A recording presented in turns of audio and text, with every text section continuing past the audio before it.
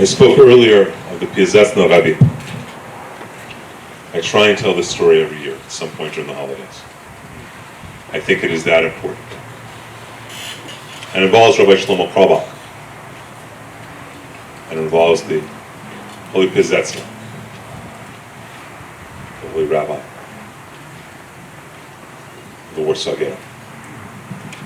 Rabbi Kalinimus Kalman Shapira was the rabbi of Warsaw. He was the head rabbi as a teenager, in his late teens. And you got to be a pretty holy being that you are the Rebbe in your late teens. He had a yeshiva, a school for kids. It is said that when people would come, a grandfather, a 70-year-old and a 7-year-old would come, he'd spend hours with the 7-year-old and 2 minutes with the 70-year-old. It's amazing, the greatest yeshiva. Imagine being a Rosh Yeshiva, head of a school, pre-World War II Europe. He was a great Rebbe, and when the Warsaw Ghetto happened, he could have gotten out, but he went with his people to the Warsaw Ghetto. During that Sukkot, his son died, his wife died. Simchas Torah came. They were crowded in they were not allowed, but they were crowded in a basement in the ghetto. He says, "The Rebbe coming? Is the Rebbe coming?" No, the Rebbe's not coming. He lost his beloved son. Is the Rebbe coming? He loves Simchas Torah. No, the Rebbe's not coming. He lost his beloved wife. Is the Rebbe coming? And then the Rebbe came. This amazing Piazetzna, and he said, apparently when he prayed, everyone was transcended. He died in the ghetto. If you read the book Mila 18 or Mila 18 by Leon Uris, I don't know how many of you have read that book, you will find that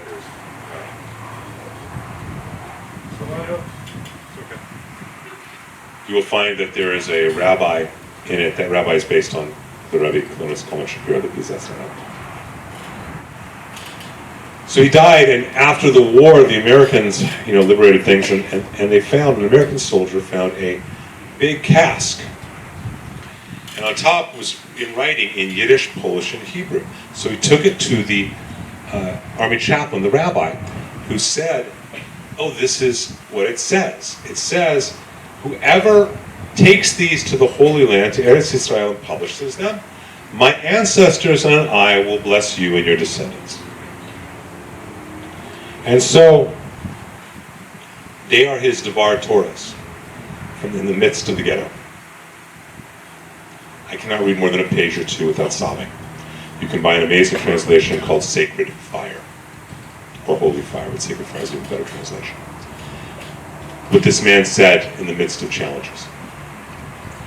It's humbling. It's awesome. And it affected a lot of us. A lot of people came out. A lot of people gave us translation. So you've heard about Rabbi Shlomo Carlebach of blessed memory. If you don't know who he was, you can look him up. He was a great teacher. You can ask Matt or Sam, and they can tell you more. He was a great teacher, a great musician. Also on a personal level, I just think it's really cool that he was friends with Nina Simone, but that's just me.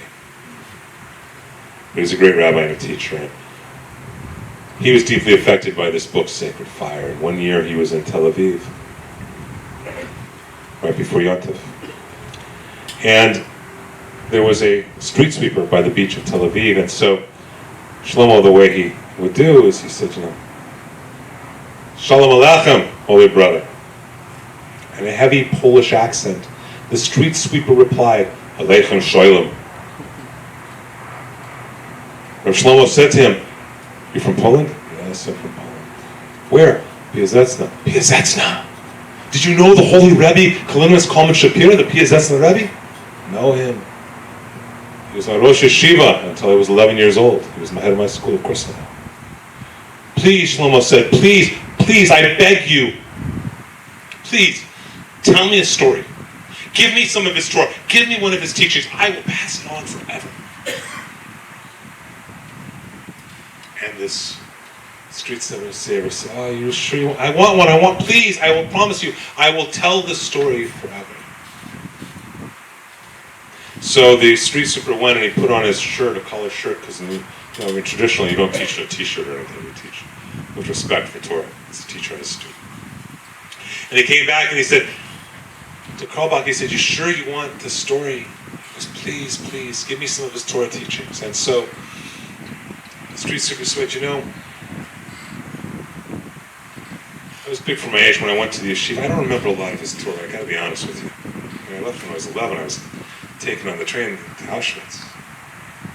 But I'll tell you what I remember. Every Shabbos, between the soup and the fish, between the fish and the meat, between the meat and the dessert, the holy Kalinimus Kalman Shapir, the holy Piazesna, he would say, "Kindle, children, the greatest thing in the world is to do somebody else a favor. The greatest thing in the world is to do somebody else a favor." He said, at 11 years old, the street sweeper continued, "I was taken to Auschwitz, my mother, my father, everyone was killed. I was big for my age, so they put me to work. That's how I got this hunchback, because the street sweeper, as I may not have mentioned, had a hunchback as well. I got it as I was developing as a young teenager in Auschwitz. There were days I wanted to kill myself, drop myself under a rock. There were days that were so horrible. Do you know how many favors you can do in a concentration camp? Do you know how much good you can do just listening to a story or giving a piece of bread to someone?" And always I would hear the voice of my teacher saying, "The greatest thing in the world is to do somebody else a favor." I was liberated from the camps, the Holy Hunchback said, and I came here to Tel Aviv alone. I know no one. There are days I walk into the water. It is up to my mouth to drown myself. It is so lonely, it is so painful, but I hear the words of my teacher, "Kindle, children, the greatest thing in the world is to do somebody else a favor." And so this is why I'm here, this is what I do, and this is why I sweep the streets, to do someone else a favor. And they parted ways. Rabbi Shlomo Karlbach came back to the United States, and after Sukkot, he went back to Israel. I looked on the beaches of Tel Aviv for a street sweeper. And he said, "Where's the Holy Hunchback? Where's my Holy Hunchback from the Piazetzna?" Do you know the Holy Hunchback? Do you know the Hunchback street sweeper? And he was told that the man had died during Sukkot. But as Shlomo Karlbach would teach that story, he said, it is in honor of that street sweeper who is sweeping the streets of heaven, and I say, it's for him. And for Rabbi Karlbach, and for Rabbi Steinsaltz, and Rabbi Rosinski, and for Rabbi Schwartzy. For all of our great street sweepers in Judaism who are preparing the road in heaven for us. That we should always, always in this life, in this world, remember this most precious of teaching. That the greatest thing in the world is to do somebody else